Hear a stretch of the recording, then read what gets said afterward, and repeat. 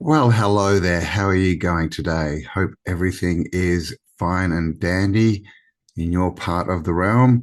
Welcome. This is Autodidactic, and it's time again to have a wander through the strange realm we find ourselves in. And remember, guys, this is all about coming to your own conclusions, making up your own mind. So don't believe anything I say, don't believe anything you hear on the videos. Be autodidactic about it. And of course, this is for entertainment purposes only. Right, YouTube. So let's jump into it. And of course, give me a like before we get started.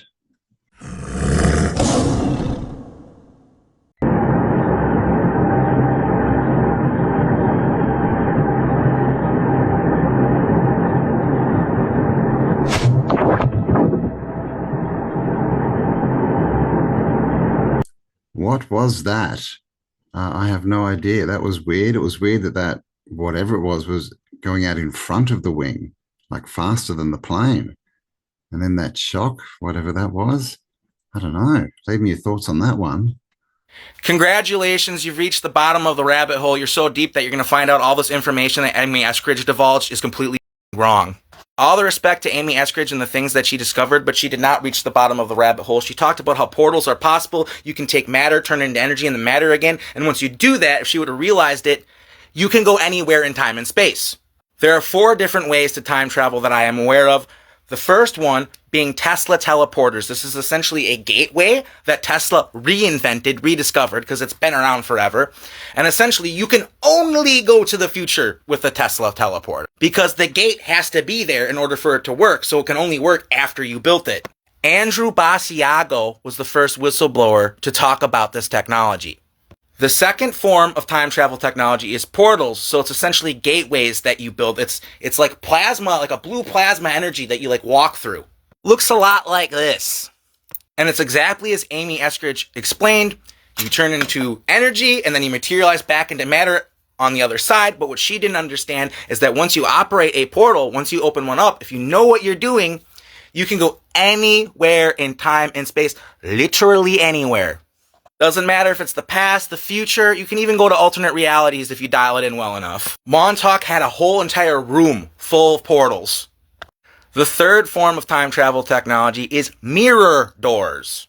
So when Area 51 happened, they discovered what they called the trip chair on the ship. And essentially, it was a technology that the extraterrestrials, they sat in this chair and the chair amplified their thoughts. And they would actually use this thing to open wormholes for the ship to go through so they could go anywhere in time and space instantly. They took the chair to Montauk, and it was so small that they had to test and operate and use the chair with children. So I was one of the children that operated this chair. They paid me in ice cream sandwiches. I know that sounds ridiculous, but that's what they did. They would starve me if I didn't do a good job and torture me, and if I did a good job, they would give me like a burger and fries and an ice cream sandwich because they told me they'd give me any food in the world that I wanted, and that's what I asked for. The fourth form of time travel is soul swapping and body jumping. You can use the trip chair. I couldn't do this, but there are other people at Montauk that could do this. You could actually occupy people. So we changed events in history by jumping into their bodies and being them for like 20 minutes. Entire timeline switches have happened because we did that. Napoleon was a Montauk time soldier, all right? Julius Caesar was a Montauk time soldier, completely unaware of it. Both of them were. They were DID alter programmed and had multiple personalities. I have literally met Napoleon. I consider him a friend. I miss him. So yeah, that's the fucking bottom of the rabbit hole. And hey, if you don't believe me, it's not my fucking problem. Well, there you go. Time travel. What do you think about that? And basically through portals, right? And this jump chair, trip chair. Interesting. We've been shown all these portals. Obviously, there was Stargate, the movie in the series, where they went into another planet. So, they sort of show us that it's through space, but was that representing going into a different time or a different dimension? I don't know. But, some interesting points like the occupying bodies. That made me think of like all these assassins that have been MK Ultra'd, right? Where they literally don't remember anything about it, but they go and commit an assassination. Was that because someone jumped into their body and did it? I mean, I don't know. That's an interesting thought. There's a lot of weird stuff going on. Of course, we have Mandela effect. You know, it looks like something's being, messed with time-wise. We have the stories of Project Looking Glass. We have all the weird books and, to do with Trump, the book series, The Last President and Baron von Trump. And then that goes into Tesla, who was apparently researching time travel, and Trump's uncle took all the information. So we have these weird sort of threads, even with NASA and Mars. Werner von Braun wrote a book about going to Mars, and the lead character was Elon. So there's all this weird stuff going on. Is it because it's time travel? What do you think? Do they have these portals? It's being talked about a lot recently in the last couple of years. It's really come into the zeitgeist, right? But yeah, what do you think? Do you think any of those are real or possible, or do you think they all are? Do you think they're happening now? Because it kind of would explain a lot. All of history before 1600 has been falsified. It's all fake. This is from a guy who is a legendary screenwriter, Roger Avery. He said that all of history before 1600 has been falsified. It's all fake. All of history has been changed. About 1,000 years have been added to the timeline in order to justify land claims. He says that the Vatican, the Romanovs, and other powerful organizations allegedly colluded to erase a massive civilization called the Great Tartaria, visible on countless old maps, along with the Mongols and the Huns. He said that Rome actually fell in 1600, and he said here, when you see how history is constantly being rewritten in real time, it's not so hard to believe. Isn't it? Isn't it, Roger? Isn't it? Tartaria on the mainstream. That was Amanda Keller, who's a radio disc jockey, is that what they're called? In Australia. Quite a big show, right? So there you go. We've hit the mainstream with Tartaria. I don't know. 92 pieces of stained glass, 150-foot copper dome from Italy. This makes sense for Florida in 1889? Less than a year to build. What are you talking about? What are you talking about? A year to build. Come on, story checks out. Come on, man. How'd they build it in under a year? Well, that's a good 200 people. 200 people, and also he was in 1 year. Yes. But keep in mind, he had a lot of money, and he had just finished his hotel next door. He brought that crew over here. He stopped work on his second hotel and brought them here. There was no building codes, there was no labor laws, there was no building inspection, so he got it done. Plus, a lot of things were built in New York and shipped here. He owned a shipping line and the railroads. Excuse me. So all the windows were made in New York, all the pews were made in New York. So that's how he got it done. Now, it wasn't totally like this the day it opened. The floor was here, the pews were here, the wall was here, the lectern was here, but they added the pulpit over here in 1901 because they found out the acoustics in the church were terrible. So they added that little pulpit with the shell to amplify the minister's voice. Additionally, the windows weren't added until 1903, and all the color on the inside was added in the 1950s. So it was more basic back in the day. But that's how we got it done. Money and resources. Right. And, Isn't the dome from Italy? no.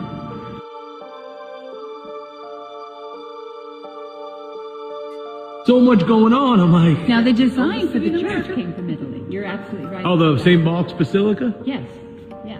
But the dome was built right here. Not bad for 4 high schools, right? There you go. I never opened a book. Now I'm a historian later in life. It's called a midlife crisis, I think. I hope I lived to 90, I just one came from the Fountain of Youth. I might be bypassing that. I don't know. You believe that? 1 year, 360 days. 360. Huh? What year again? 1889? No AC, no water, no Gold Bond medicated powder. How they? Come on, man. Listen. What year? 360 days. Though. Yankee Stadium, 290 days. I think it's all lies. The more you Google search, something's going on. Right. Something's going on. Yeah. And if we had more time, I'd go deeper, but I have to go. We have to go catch a flight. Ladies, have a good day. Make it make sense. There he is, the lion himself. Guy loves lion. Oh, yeah.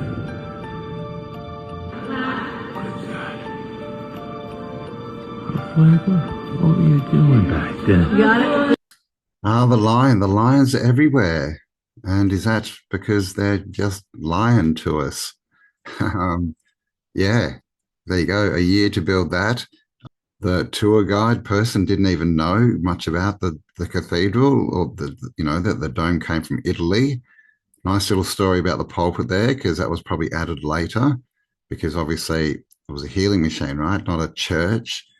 And it's just interesting because, yeah, I've been to lots of these cathedrals, star forts. I've been pretty lucky. I've been in quite a few old buildings, and they always have the tour guide there to tell you the story, right? As you're going around, they're telling you what it all is. They don't want you to think and come to your own conclusions. We went through a star fort in Serbia with about 30 of us on a tour I did there a few years ago, and the poor guy was trying to tell us his story about how it was all to do with war, and they were shooting through these little holes that had no vision. And yeah, we were just all sort of laughing. But they do, right? They in the end, when I was in Europe, we started calling these places history theme parks, because they dress them all up. They make them look like, they didn't used to look. They make them look like something different, like a church or whatever. And then they have all these people walking around telling you exactly what it is, what they want you to believe it is. So that's why we've got to be autodidactic, right? Y'all are not ready for this one. The old world got smoked. This used to be a city. These structures melted buildings. There was a cataclysm, melted the whole thing down. These are petrified buildings. There was once a worldwide empire that was completely wiped out, and you can still find it if you got the eyes to see. That is a whole bridge. Does that look like a natural formation to you? Is that natural? What about here? Are we believing this is natural? You got an entryway, you got a small door, you got some rebar sticking out. I mean, that is a whole dome up top. I think it's pretty clear what this looks like. And now over here, giant castle. Look at the melted doorways. Look at the vertical saturated lines. The top of this building, you can see a spire. Now right here, come on, this one's obvious. Perfectly right angles, archways, openings, anything but natural. A lot of these places have pockets of survival, and you can see the remains, and once you see it everywhere. Especially in the places that they claim were carved out of stone, like Petra or Cappadocia. Personally, I think Cappadocia could have been the real Tower of Babel. They found that this place actually goes so far as 18 stories deep, and 80% of it is still unexplored. I'm pretty sure the whole thing was above ground at one point. An advanced civilization trying to usurp God, and then we got all these different languages. Now, the structures at sites like these, they get marshmallowed, crisped, smoked on the outside, and yet inside they're completely preserved. In Psalms it says, the hills melted like wax at the presence of Yahweh. And that's exactly what it looks like. You think they made these fancy brick arches inside, and then made the outside look like crap? And then you look at places like this, I see skyscrapers. Look here in Italy, Russia, Turkey, all the same thing. We see the same style of stacking everywhere. What we have is a real Sodom and Gomorrah, fire from the sky event. And these places melted like wax, and then likely washed away after. Now let's take a look at the Grand Canyon. Sphinx in Egypt, Sphinx at the Grand Canyon. So this is a whole face on a structure. Yeah, and they even tell you all these sites are called pyramids and temples named after their false gods. Now why would they do that? Because they know, and that's why so many of these areas are restricted. Go see my video on the Grand Canyon. This could have been the original Egypt. They lie about everything. Now what about over here in Pakistan? It's no doubt once you see it, you can't unsee it. Something crazy happened in our past. Earthquakes, fire from the sky, floods, cataclysms. There has been so much erased from our history, but it's all hidden in plain sight. Meltology. I mean, there are melted buildings everywhere. I agree with that for sure. I've got lots of videos on it on my main channel, Autodidactic. Go and check them out. But yeah, they're everywhere. They are everywhere. One thing that he said when he showed Cappadocia, and then he showed the picture and said it went 40 levels. That picture was Derinkuyu, which is still in Turkey, but different place. But that's the other thing. We have these underground cities like Derinkuyu. It's, 20 stories at least or something underground, fitted out to hold tens of thousands of people and livestock and everything. Pretty crazy. But, he talks about a cataclysm. So what happened? What melted all these buildings? I tend to think that that was the invasion.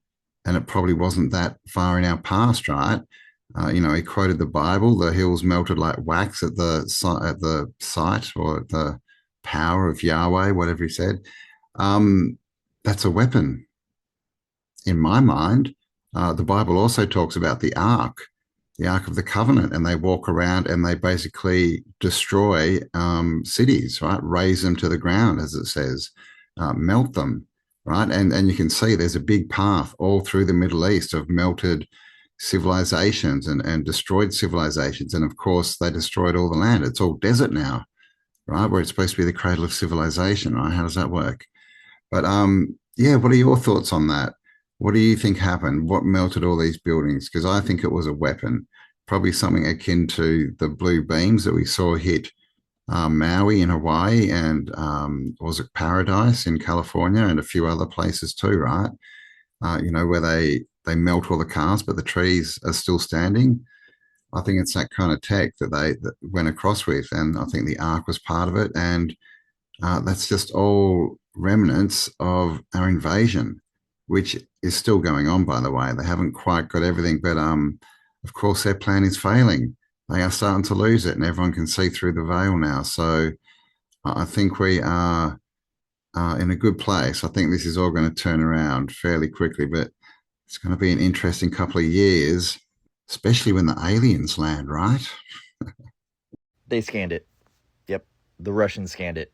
Kailasa Temple, if you have not been following this, buckle up. This doesn't just rewrite Indian history, it rewrites human history. Because in this ancient temple, they found tool marks that prove that we don't even have tools that could do this.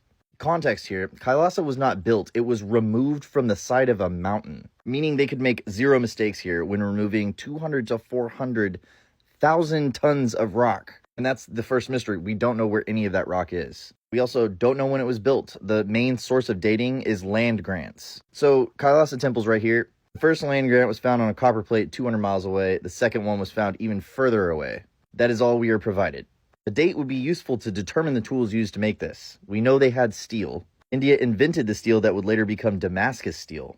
But in 1682, a Mughal emperor ordered 1,000 soldiers to destroy the temple. They had steel tools. The damage to the sculptures is extensive, and honestly, it's one of the most disrespectful things I've ever seen humans do.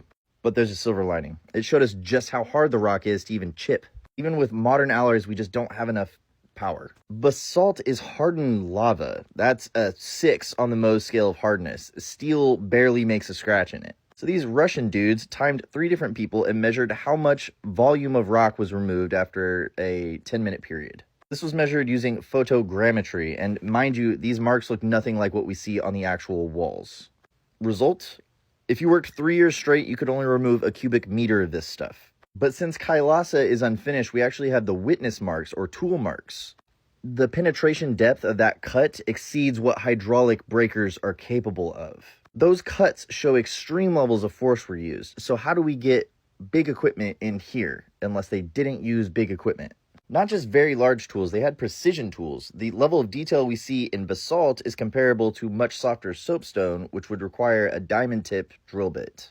Using our perspective. So let's run this back. We've got flimsy dating. The time and manpower to create this are way off. We could build a great pyramid with the amount of rock that's missing from this place, and we don't know the tools they used to make it. In times like these, I do something crazy and listen to their history. Hindu tradition says this place was built by a dude called Vishvakarma. You should look into this guy, because one thing he can do is take solar radiance, measure it, reduce it, concentrate it, and convert it into divine tools. Now here's the thing, if you actually talk to a Hindu, none of them will even bat an eye if you suggest that they possibly had lasers back then. What we can for sure say about this place is that we don't know. Could they have had lasers? Maybe in a different form. I don't know. I'm just here to give you the tools to connect your own dots. If you want to watch the full doc, go check out Proto-Civilization. They did all the work. They're amazing. Well, there you go. What do you think? Was that lasers? The power of the sun, the power of light, lasers. I mean, that, would be a good explanation, right? Definitely looks like it's been carved, with a laser, right? That was pre-programmed, because obviously by hand, that's a silly story. That temple, the official story is that they started from the top and then basically dug it and carved it as they went down. I mean, really, without making a mistake. I mean, it's an impossible story, right? It's crazy. So, I mean, yeah, lasers are definitely up there. The only other thing I could think of would be some kind of geopolymer. When he talked about it was basalt, are they getting, lava and shaping it into a mold? I don't know. That's the only other thing I can really think of. Lasers or geopolymer and molds.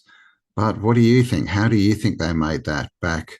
Well, they don't even know when, right? But pre-1600 at least is what they're saying. It's probably thousands of years old. But yeah, what was the tech that they used? What do you think? Let me know in the comments. What do you call a spider with 10 eyes? A spider.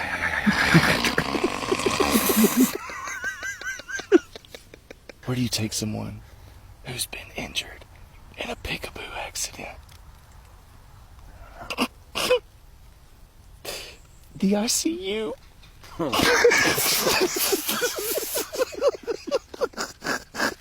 You ever heard of Murphy's Law? Have you heard of Cole's Law? It's thinly sliced cabbage with salad dressing.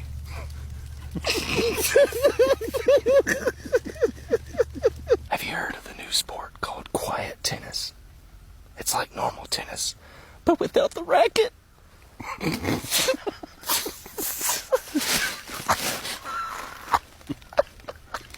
What did they call the Terminator once he retired? The Exterminator.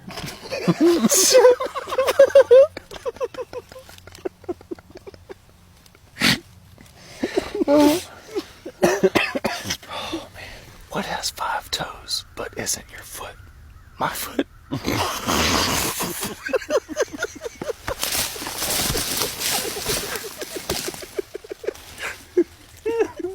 Oh, we're not editing that out. Why can't you hear a pterodactyl going to the bathroom? I don't know. Because the pee is silent. Where do cows go camping? Upstate New York.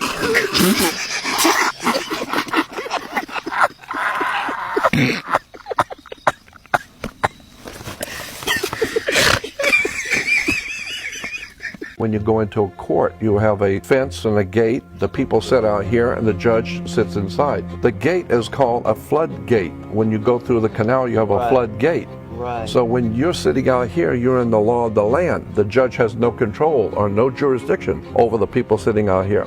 But when you walk past that gate, now you're in hot water, and someone's going to have to bail you out. When you walk into a courtroom and they call your name, you get up and you put your hand on the gate and you open the gate. The moment you put your hand on the gate, by international law, you of your own volition have opened yourself up to maritime admiralty law, because you were on the law of the land. As long as you don't touch that gate and go through it. Now once you open the floodgate, there's a piece of wood on top of that gate, and it's called the bar, and you're not licensed to pass the bar. So that means that you're a dead. That's why the attorney has to speak for you, because you went into the deep water and you died. You drowned. You were not licensed to pass the bar, and the bar represents a sandbar in the ocean. Point being is that when you open that gate of your own volition, you are considered by law to be a dead man. That's why you cannot talk to the judge, because dead people don't talk to judges. So you'll need an attorney who is your mouthpiece. He speaks for you. Don't get caught, right? Yeah, that's interesting. I just had a revelation, right? Like you said, they treat us as dead, right? Lost at sea. And then they judge us. I mean, that's straight from the Bible and, so many other philosophies and religious thought, right? Is that after you die, you get judged. So they're literally taking the role of God there with, whatever God that they believe in, but not the creator, right? But they're judging you because you're dead. Interesting. Who or what is in charge of our world? What are we going to do about it? One is what we've created as a story. It's been around for 4,000 or 5,000 years. And a lot of people in Gnosticism call this the demiurge. And that's a fake entity, but we've made it real. So when I look at all of these frameworks, Nephilim and Anunnaki, all of it is a story that helps me understand who I am and how to go through this process differently. So there's a story in the book of Enoch where the Watchers, these fallen angels, and they brought 7 gifts. And they imparted those gifts in the womb of a woman. Then the Archons came around and then they said, okay, well, we need to go and extract this out. The Archons then birthed the Nephilim. The Nephilim, you can see them in many ways as giants now. They're more about like expansiveness of wealth. So these giants are now walking around in our daily lives who just are fucking massive and selfish and greedy. They don't give back. One of your most viral videos was a reclamation of the most forbidden number, 666. 666, like if you just look at the elements, carbon 6, it lives truly through every single version of us. If we are made fully of carbon, and Yeshua then comes about and says the kingdom of heaven is within you, and then somebody says, hey, it's really bad if you follow that number, and our world is a coded reality, then we were told to stay away from ourselves, and that's the 666 thing. Our whole thing is so sequential, it's kind of maddening. It's like the true language of God. Yeah. And the universe is our numbers. Yeah. Yeah, I think that all makes sense. Well, so where did the Watchers go? What happened to them? Well, I think they're still here watching, right? That's what they're building, all these data centers, right, to collect data on us, surveillance state. That's where I think the Watchers went. But yeah, interesting that there's always different ways to look at things, especially the 666. And we hear this a lot, it's evil, the 33, oh my God, it's Illuminumis. But how many of us actually know what these numbers actually mean? And this is why we've got to be autodidactic and think for ourselves. In the truther community, whatever you want to call it, there's all of these beliefs like about 666, and it's evil, and it's the devil's number and everything. But a lot of the time, there's not a lot of information to back that up. It's just people have been saying it. So you see it on enough videos, and you think it's true, but is it? This is what we've got to question everything, including ourselves and the information that we have. The truth is evolving. In my mind, there are truest truths, but as I go down this path, I wonder how many truest truths are there. Even the things we take for granted, like some things are solid, some things are not. When you get down to it, it's really all energy, isn't it? So it is a perception, but truth is a journey, and we've got to be willing to understand that we've made wrong conclusions or we've got the wrong information, and be willing to be able to change that to actually continue down the road and to get to a bigger truth. That's my opinion anyway. But yeah, what do you think about all that stuff and the Anunnaki and the 666? Let me know your thoughts. Please order in the hall. Please order in the hall.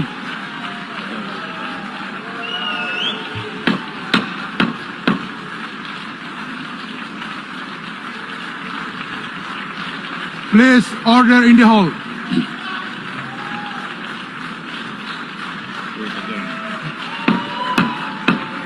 Please order in the hall.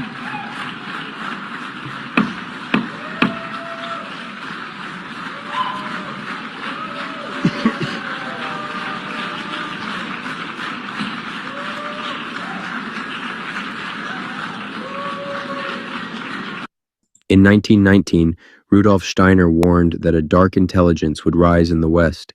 He called it Ahriman, a being obsessed with turning all of existence into pure calculation.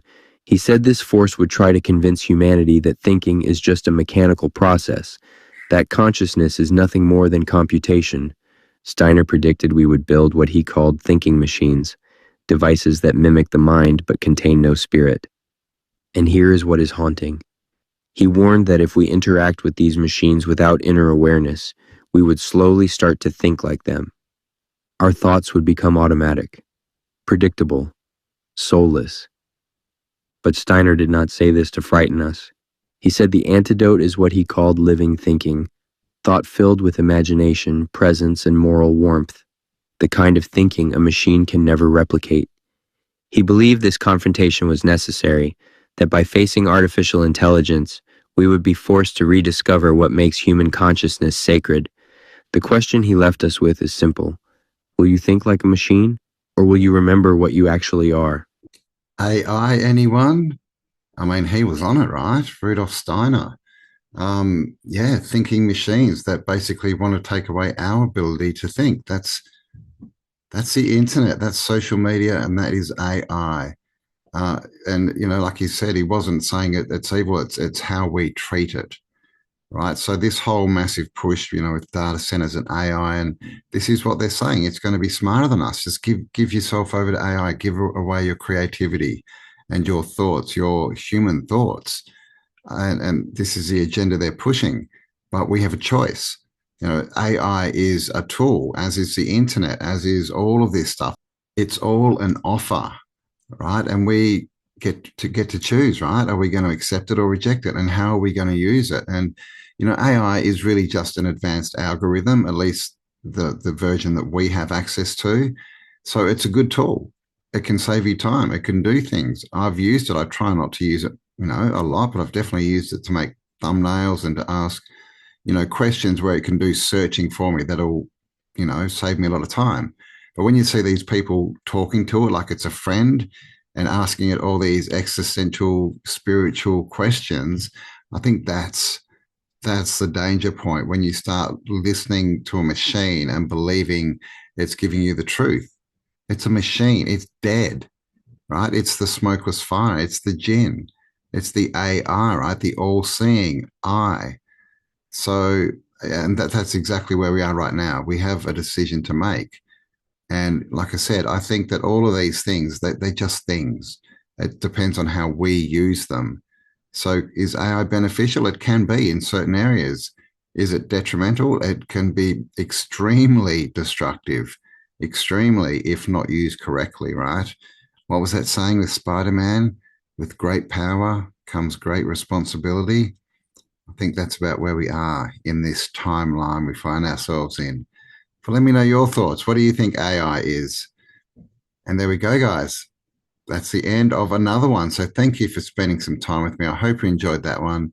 Please do give me a like if you enjoyed the ride today. Share it around, hype it up, all that good stuff. And of course, if you're not subscribed, what the bloody hell are you doing? Hit the subscribe button. And a big thank you to everyone who does like my videos, who interacts, who leaves comments for me, hype it up, all that kind of stuff, the sharing. I really do appreciate it.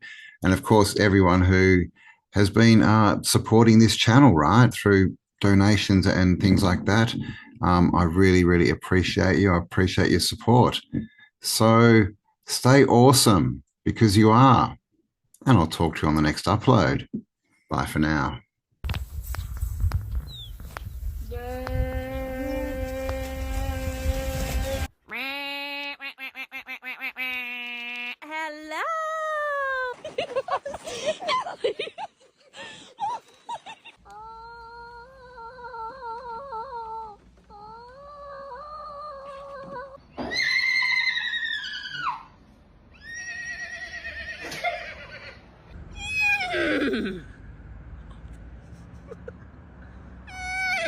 Can you say hey? Hey. Hey? Hey. يا غنماتي انتوا حياتي امشوا ورايا Vamos assim, meh. Meh. Meh.